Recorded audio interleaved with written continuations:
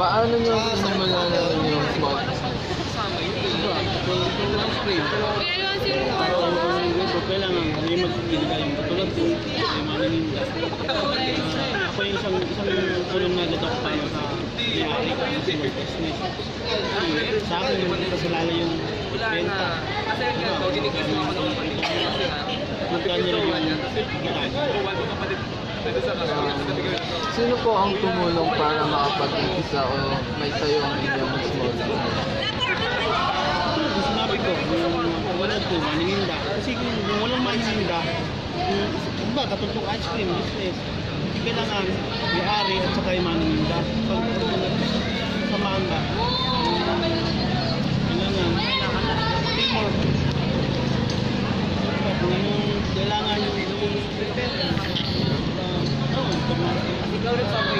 Sa araw-araw, magkano ang inyong kinikita o tinutulog?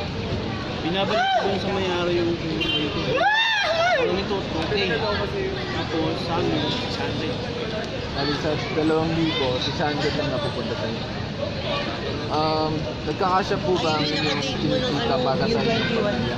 Hindi, binabudget ko. Ano ba? Sa umaga, sa ulam, gatas, kain, gas.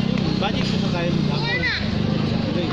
Tapos kinabukasan naman, gano'n eh, nakabudget ko naman yung pagkain, ulam, bigas, gano'n. Meron po ba kayong inspirasyon para maitayo ang inyong small business? Para sa akin, gusto ko nga rin magsarili kasi yung kapatid ng asawa ko sila din pagbalik niya galing sa kasi pag dito kasi parang ikot lang ng buhay, parang gano'n lang din.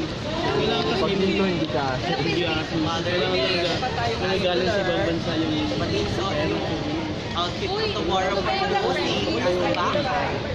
nakakapagsarili ng business.